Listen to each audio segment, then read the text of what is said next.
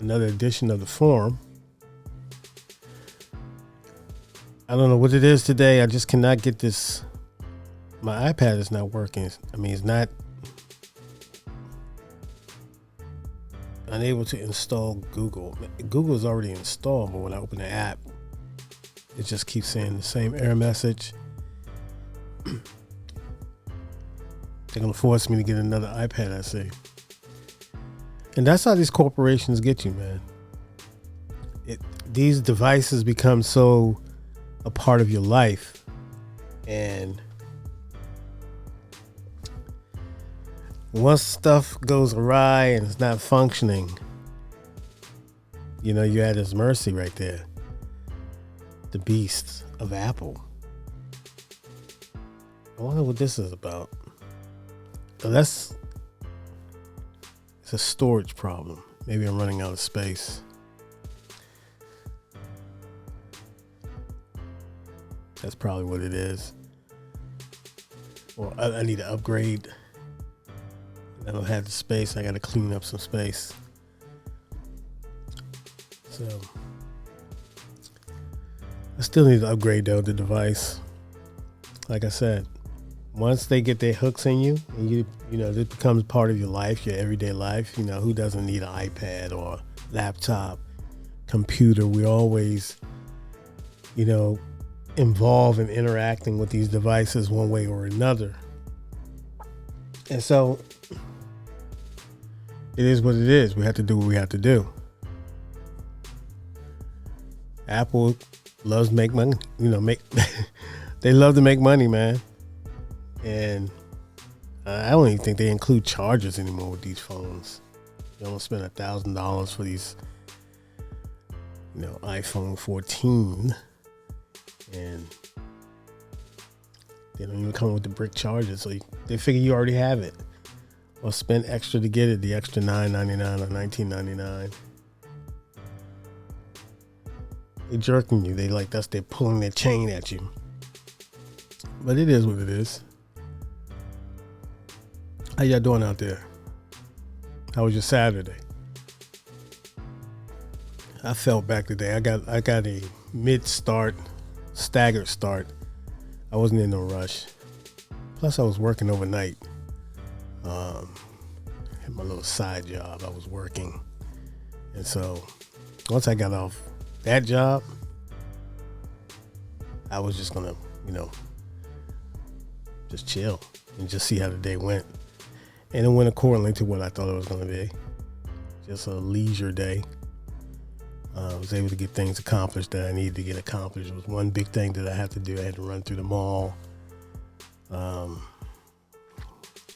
kind of giving myself any excuse not to go. Because, as you know, shopping centers and malls on a Saturday, it can be challenging. But I got through it, and I got what I needed. Had to search a little bit for some item or particular item. My list was small today, very small, very minute. But I had to be patient in my hunt. So. But I got it done. So I'm proud of myself. I peeped a little bit of the draft, the NFL draft, and I was just looking at what Washington was doing, the Commanders. I don't know. I mean, a lot of people were saying the draft was a B. A lot of people said it was meh. A lot of people said D. I mean, you know how fans are. If you don't pick their player or who they had envisioned to be in the burgundy and gold, and they're on Ron's neck. But I was kind of surprised that they didn't. They adjust the offensive line, so I thought they would give Eric Bieniemy another weapon or two. But maybe they'll adjust that in the rookie free agent signing. So we'll see. And they got a strong squad. I mean, a 53 with their practice squad. So we'll see. We'll see how it shakes out. They obviously was defensive, heavy. They went defensive heavy in the draft. I guess Ron was right. He's building roster. His roster building in year 4, and so he picked a couple of notable defensive backs. Emmanuel Forbes out of Mississippi State, about 6 feet, 6'1", 166 pounds, I believe. A little thin, but he played in the SEC, guarded some of the best receivers coming out, and the competition is there. A lot of people wanted Christian Gonzalez because he was available. He wanted a pick right after Forbes. So Emmanuel Forbes Jr. is your defensive back, and also they have another gentleman. Man, I'm sorry, I don't know his name, but he's out of Illinois. He's a beast. He's like 5'11".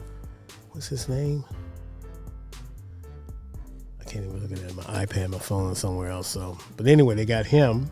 So they went first 2 picks defensive backs, and I guess this gentleman that they picked the second pick in the second round. He's like a slot. He could play safety. Ron wants position flex. So they're getting people that can fit their scheme. And based on if Chase Young can get back to form and attacking the quarterback and Montez Sweat, they both playing for contracts. And so they're gonna have to make a decision. They already opted out of picking up Chase Young's 5th-year option. So he's going to have the ball in order to earn that money. That was a $17 million cap hit. So I don't see how you could have justified that. But right now, if I had to make a choice, I would have to lean towards Montez Sweat because of the production. Chase has been injured. Slow to get back last year. Did get back on the field. Show some flashes. He had a knee brace on. So, it's all mental and confidence, and you got to be, willing to make those sudden cuts, and you're not comfortable with it. It can hinder your rehabilitation. So it is what it is on that front. They did draft a defensive end. They addressed the offensive line. They did get a linebacker. They got a center.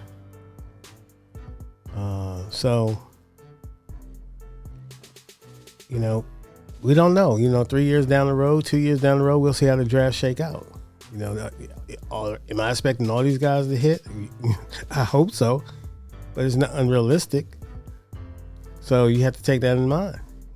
Take it in consideration and figure out that if they can hit on some late round drafts and become gems like Cam Curl, that's like house money. So let's hope their first 2 hit for sure, because they were highly drafted.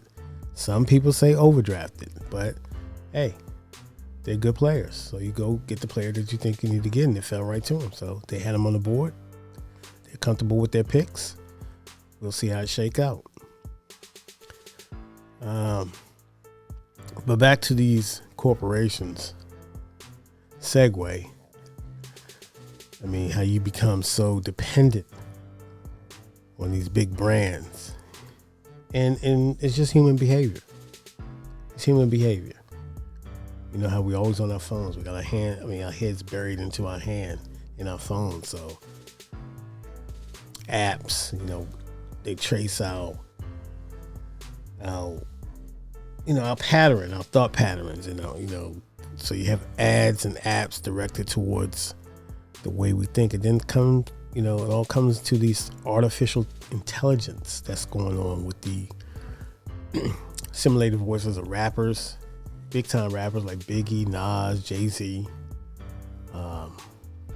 rapping on other, notable hip hop artists' hits and beats. Intriguing, but yet kind of weird, but I'm all about the music, but I'm on the fence about it. I'm on the fence about this artificial intelligence and what they're doing. In particular, who gets profit? Who gets these the fundings and what, how they incorporate using the artificial intelligence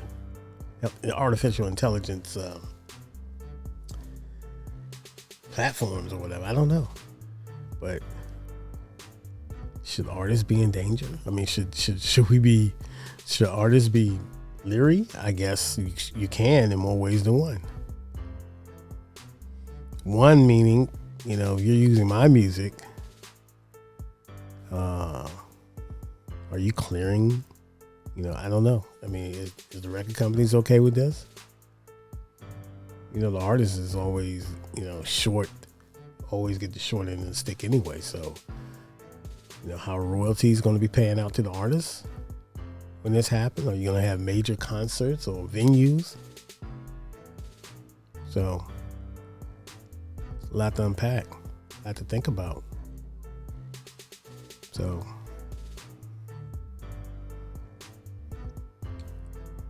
but it's interesting, to say the least. What's next? Can they simulate my voice, your voice, for voice command capabilities? This is just questions. That's why I said I'm on the fence about it. Technology is at a rapid pace, and it's I guess we're required to keep up as much as possible, and then process the technology. Whether it's a pro or con to it, still up to the public. You would think, right? But you never know. Corporations. If it makes money and they don't have to turn out on as much overhead as they, from a live musician or artist, is something sinister about it in that aspect. But you have to think. You have to figure it out. The meat and potatoes of the the horizons that it can go.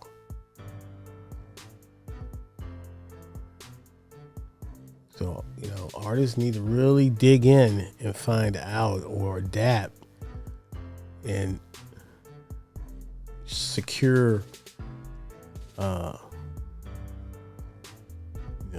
their publishing. That should be your number one target, is to secure that, so you can control the tsunami is just obviously coming because artificial intelligence tsunami. So it's out there. It's out there. And so what are we going to do about it? Again, what steps can we do? What legalities that we, do we need to navigate? So this is all questions that we need to ask ourselves, and maybe someone that who can understand this whole thing. We need to get in counsel. Ascertain some counsel on it. Believe me. Corporations. So a lot of these things got big money machines behind it, and they're funded. And the thing about the artists, they really only have themselves. They don't have a union.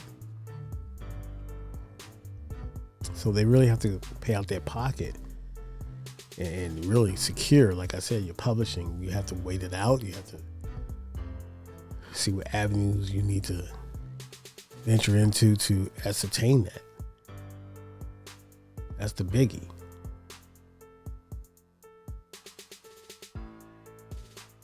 So,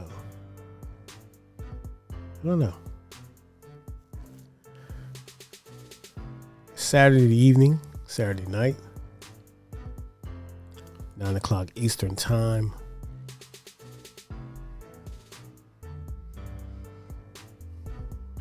I saw the Lakers. No, not the Lakers.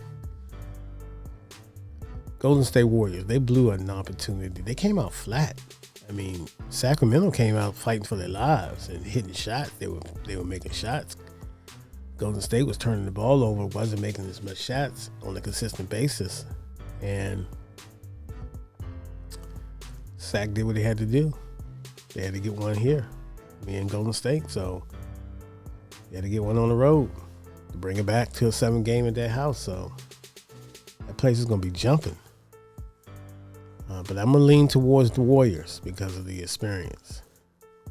It's a big game experience, man. That's when it pays off. So, win or go home. Game 7. Win or go home.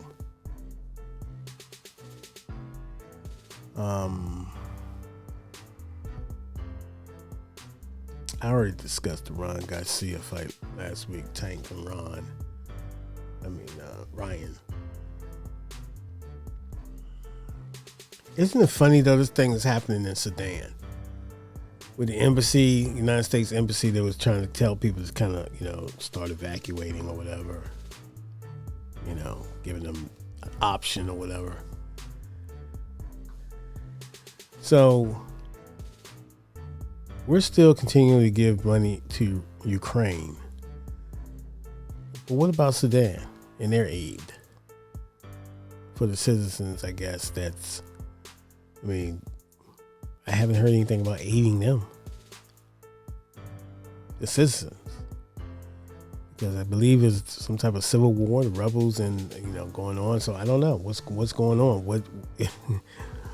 What team are we on here? United States. We got an embassy over there. Are you with the government, or are you with the citizens for democracy?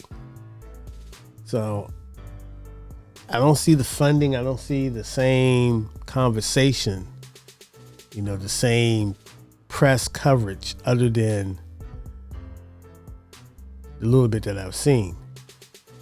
But it doesn't seem like the United States are too eager to really kind of dive into who they're backing, so to speak. So we'll see. But like I said, people of color and people in Africa, when it comes to their crisis and stuff like that, as you saw at back in the 90s with Rwanda, the United States seems to take a backseat approach and let the UN handle it. So, but they were aggressively backing Ukraine, I guess, being a sovereign nation. Maybe that's some diplomatic emergency status. I don't know. But someone need to, give me some answers, because it seemed like we're standing on the sidelines. I don't see that rush to the aid or the call for the people to donate and all that. I don't see that like I see with Ukraine. So, something to ponder, people. Something to think about. It's the same old tricks the United States do. They just, if it's not in their interest, they kind of, like I say, stay on the sidelines and just chill. But what's going on? Anyways, I've been on here long enough. Peace, prosperity, peace and love always.